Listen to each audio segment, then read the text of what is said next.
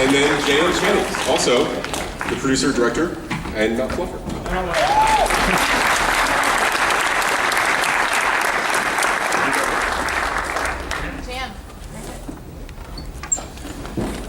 We spent minutes and minutes getting ready for this, you can tell right now. It's great to see you guys. Thanks and congratulations on the necessary evil. It looks very, very necessary, very evil.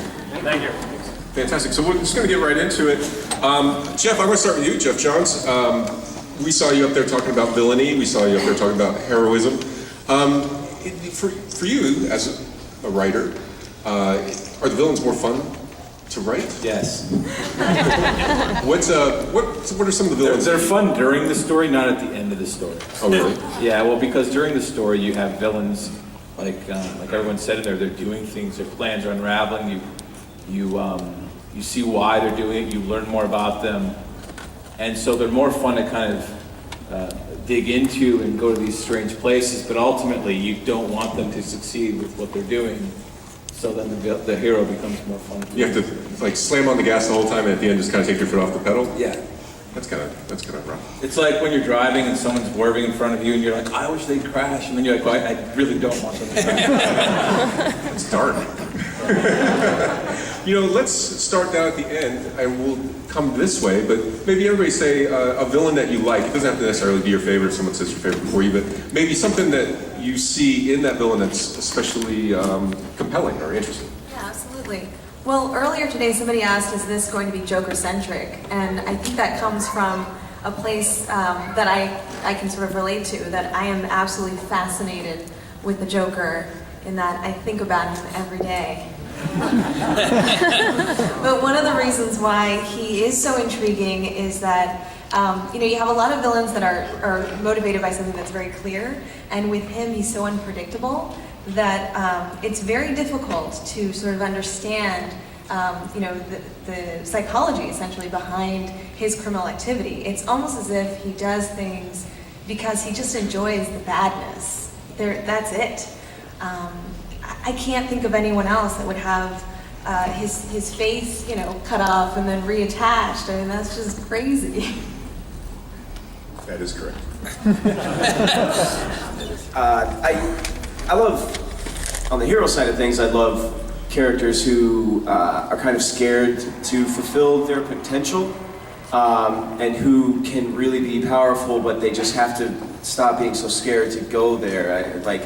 Or some of the younger characters. I love a smart-ass like hero, who just doesn't quite get how powerful they are. I love it on the villain side, kind of the same thing. I really root for almost like the more common like man villains. The rogues, Flash's rogues, are almost to all of the members, I think, because you look at them as individuals and you kind of just chuckle at, oh, Mirror Master, oh, awesome, yeah. But then, if you get a good writer behind them, like those guys are friggin', they're nasty, man, and they can be nasty. And then you see in a story like Death of the Flash, like where they get it right and they pull it together and their potential is fulfilled, and it's so eye-opening and jaw-dropping and so at that point so scary. The danger is real, and when they can pull it together and complete what they want to do, the reality of it is terrifying.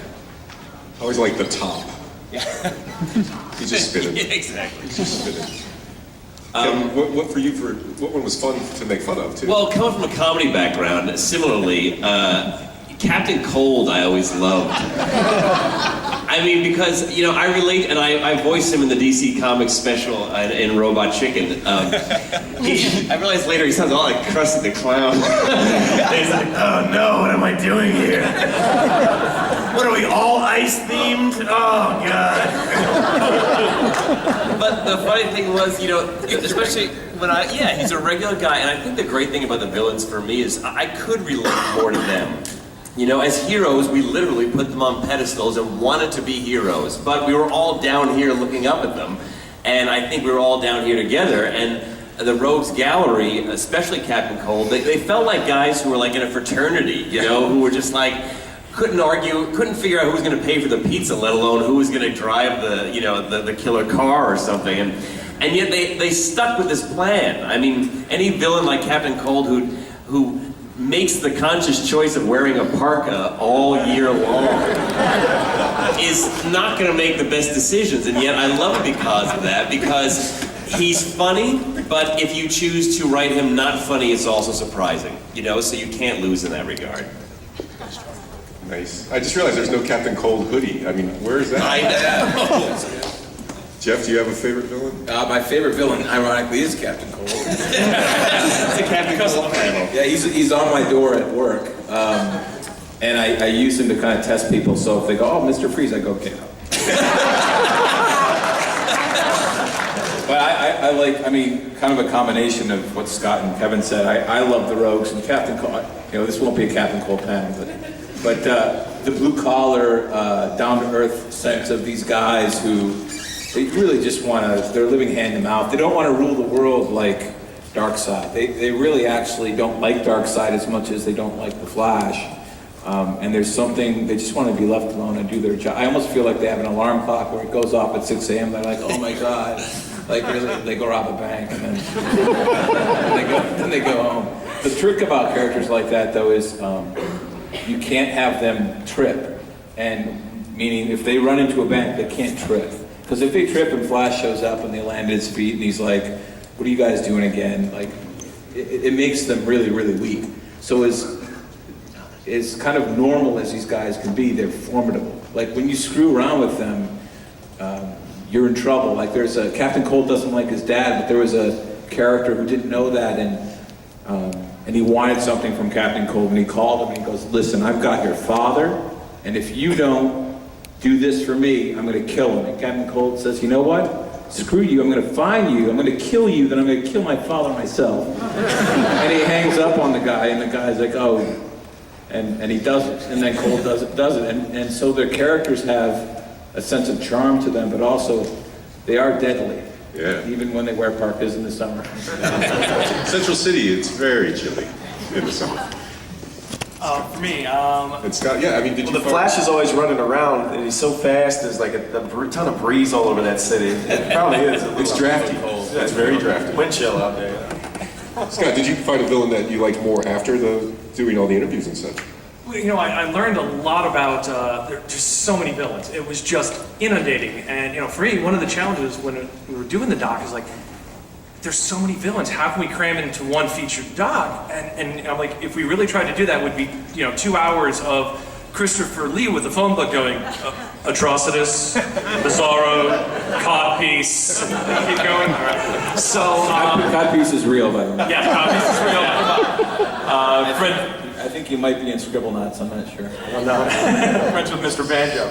But, you know, so many villains, you know, I got to learn to love. And, you know, for me, a villain that I really got to embrace and really, you know, talk to so many people about is one of those villains that they just make you quake in your boots and figure, like, how are the heroes going to defeat this villain? And for me, it's the Anti-Monitor from Crisis on Infinite Earths. This just force of nature that took the combined might of all the heroes from all the multiverses and the villains just to defeat this one villain. So for me, that's the mark of a good supervillain. Can you imagine the organization skills it took to get all those heroes working together?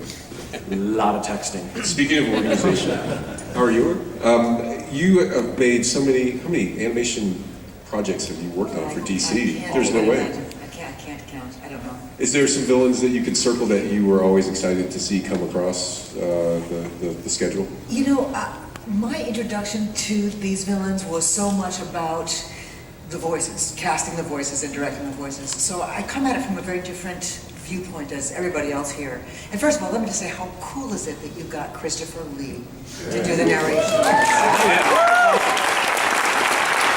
stunning voice. I have him work forever and he never said yes. But so, is that how good it is? All right. Our time. All right, good.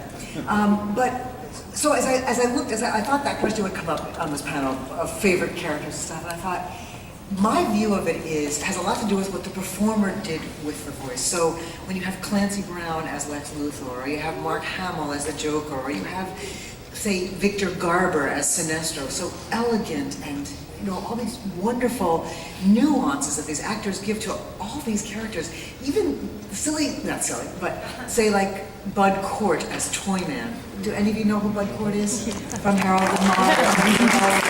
All these wonderful actors that I managed to find and ask to come and play, and they're like, oh yeah, I love comic books. Or some of them didn't even know who these characters were, but they just brought what they had to bring. So the ventriloquist, George Zunza, these characters that I knew nothing about before. Almost everybody knows who the Joker is. Almost everybody knows who Lex Luthor is. But these more somewhat obscure villains, for me, that was the fun part. Sure, definitely. JM? I forgot the question. Is there, in the grand scheme of things, is there a villain that appeals to you or that you relate to or want to grow up to be? I will admit that, this was as much a learning experience as it was a great opportunity to make a good story, because I didn't realize there was thousands of supervillains. My partner in crime here has an encyclopedic memory of everything, so I learned a lot about a lot of villains, and it's fascinating their backstories and what motivates them. Were they born bad or did they become bad? But I must admit, I'm drawn to Lex Luthor, because if you're that bad and that bald, there's hope for me, because I realize that if I can lose, this is shedding off, and if I just get a good suit and some money. Look out for Trump. No, but I actually, I just love that style. I just love the fact that it's the way he dresses and the way he carries himself, and I found that to be just kind of being pulled back to that character while we were going through all these characters. Yeah, and one of the things that's interesting is the way you feel as a young person when you first encounter these villains. Like as a kid, to me, Solomon Grundy was always the scariest because he's just so creepy looking. When I was a little kid.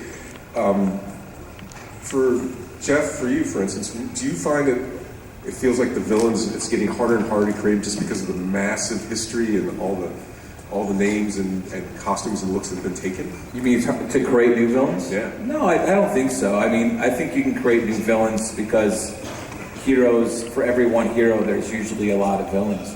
And I think a lot of heroes, quite honestly, need better villains. They need more villains. It's hard to name more than one or two Aquaman villains, or or the same for Wonder Woman, or a lot of other characters. Flash has a ton of villains, Batman, Green Lantern, Superman. But no, I think there's always an angle to take for, like, if you look at the hero and you look at their psychology and their strengths, and you challenge one of those directly with a villain. That's what the best villains do. And there's really two types of villains that I found categories. Is if you look at say Superman, and Batman too. Like there's the dark mirror that reflects a version of themselves. Like for Superman, I feel like the dark mirror. It's literally Bizarro, but really Brainiac is like the evil alien. This is what he could be, and then Luthor is kind of the opposite. So the opposite character is a human being, and he's everything bad about humanity, and you have Brainiac, who's everything bad about extraterrestrials. And at Batman, you have the Joker is the opposite of Batman in every single way, but the dark mirror is Bane. This guy who's honed his body, and he's got a mission, but he's twisted. He's a twisted version of Batman. So a lot of these characters, I think you can create, keep creating these new villains that attack the character at their core in kind of a metaphorical way. Sure. I remember you and I talking a long time ago about what hero has the greatest villains. I'd be curious what the audience thinks, maybe by a applause demonstration. Batman?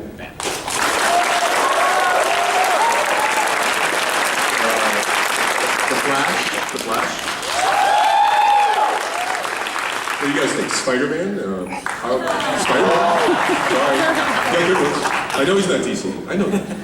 Really, I do. I swear. I think it's kind of considered Batman, Spider-Man, and Flash have the best rogues. And Superman dude, Terra Man. Really? It's a cowboy. I don't know. Yeah, but like, I think Spider-Man has, like, what's that guy in roller skates? Like, he's got some bad ones. Oh, the Wizard. Yeah. Rocket Racing? Yeah, Rocket Racer. He's like the disco guy. Anybody who's got a villain named the Wizard, Please, Marvel had I think this he's disqualified me. Batroc the Leaper, like, you know. I think Batman is, I don't know, I love the Rogues, I said it already, but Batman is like the embodiment of fear, like towards like those ground level villains, and so all those villains got to be a step more dangerous, and it's just, I don't know if you can touch Batman's villains. Really, his gallery is just, I mean, even if you get down to Zaz and like that guy's still a serial killer. I mean, they're dangerous, you know. It's like, it's crazy, and he's scary, you know. It's like, I don't know. I'd vote Batman. Terrific. And then we are going to take some questions from the audience. If you guys want to go to the microphone in an orderly fashion.